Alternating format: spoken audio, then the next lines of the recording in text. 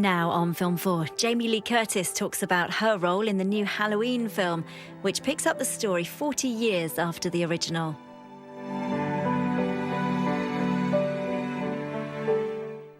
My house is here. They're all spooky. I'm gonna pick that one over across the street. Yeah. Oh, what the?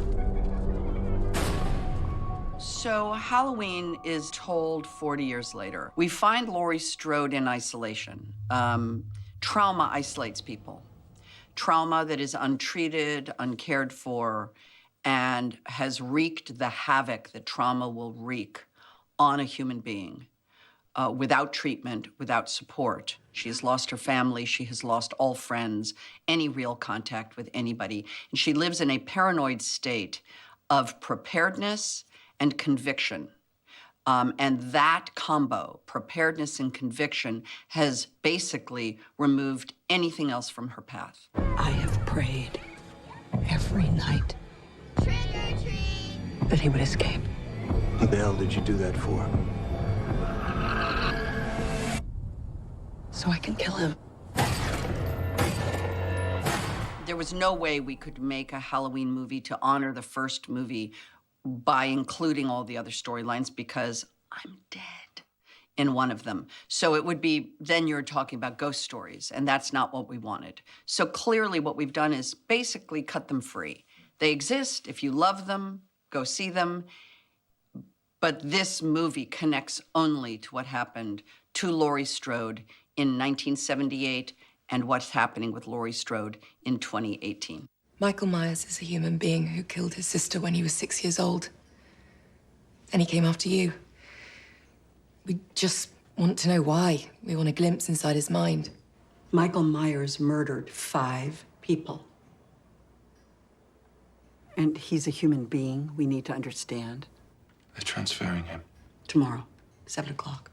Yeah, he'll be locked away until the end of his days. That's the idea. What was crucial to me is to tell the truth. I'm an actor. My only job, honestly, be it a comedy or be it a drama, be it a horror movie, is to tell the truth. For me, the truth of trauma, what it looks like, had to be both emotional, so you see real emotion, and a fierceness. I've been preparing for this for a long time. It is not safe to be on the street tonight. Go home! Get out of here! Get inside! A prepper is someone who is a doomsday preparedness person. And Laurie Strode is a prepper, but she's a Michael Myers prepper. She's not a tsunami, windstorm, and ice storm prepper with extra food rations. She's a Michael Myers prepper. The boogeyman, all this hiding, all this preparation, it was for nothing. I mean, it took priority over your family. It cost you your family. If the way I raised your mother means that she hates me,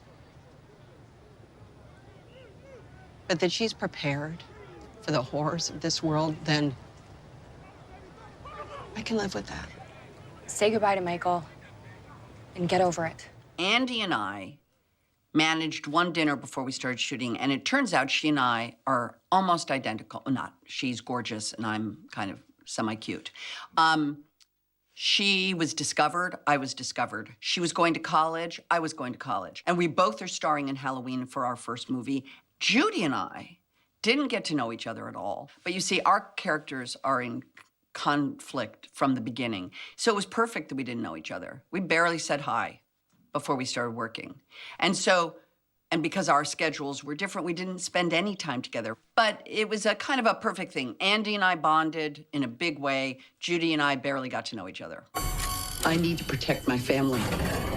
You have no security system, Karen. Mom, you need help. Evil is real. The original script opened with Andy, my granddaughter, running as a jogger through Haddonfield. So you kind of got the same sort of ubiquitous small-town America, welcome to Haddonfield sign with this girl. And then she ran upstairs in her house to get ready for school, and she opened louvered closet doors and pulled the string with the bear bulb.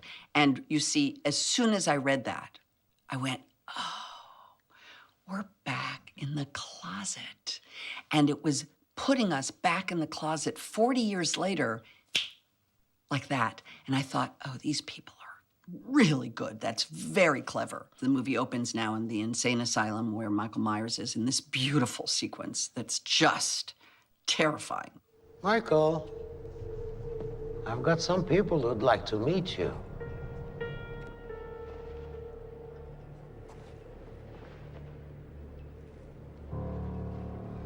I borrowed something from a friend at the Attorney General's office, Michael.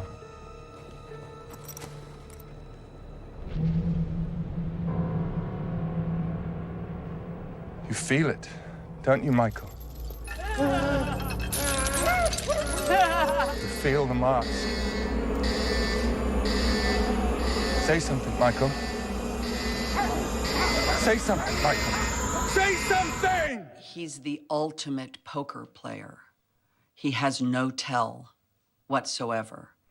By making it a human, but inhuman, by making it a human, but expressionless, by making him human, but no sound, but breathing. You know he's human because he breathes, but his breathing is sinister. By making him move slowly and deliberately, makes you think you can outrun him. But he kills so viciously and with such disregard. It has no rhyme or reason. It is terrorism. It is the ultimate reason why terrorism scares us so much, because it's random. And in his case, I think the enigmatic nothingness allows us to project. He's like a movie screen. We project everything onto his face, and we project all of that fear that we feel. He kills indiscriminately, and I don't think he has a connection to those people. I think he is just a killer. But he fixated on a girl he saw walking down this street. He stood there and fell in love with her.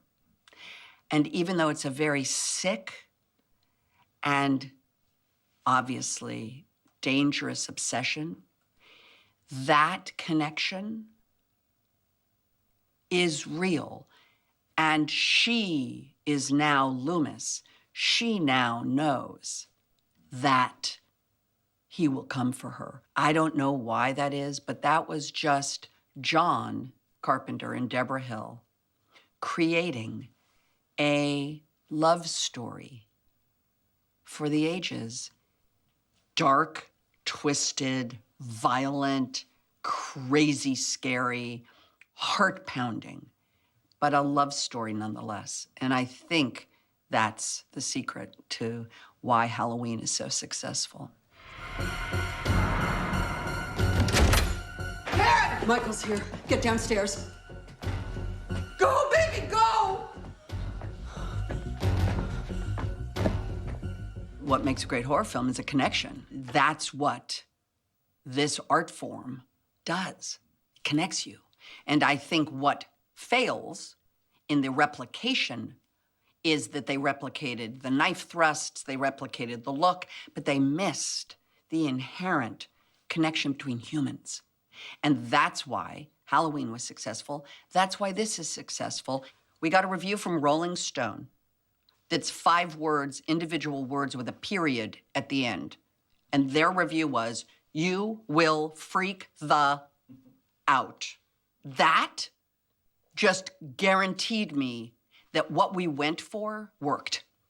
Like, it's terrifying. And the other one was, it's not just a great horror movie, it's a great movie. And that meant that we had done that other job, which was to create something not just terrifying, not just genre, but we actually created a beautiful movie. And that's David Gordon Green, who is our director, writer, and really the visionary behind this new movie, and I'm just along for the ride.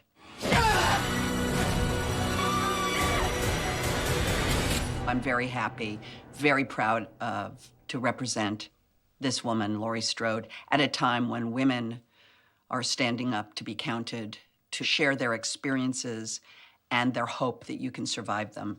And I am a living embodiment of that in so many ways. Happy Halloween. Make good choices.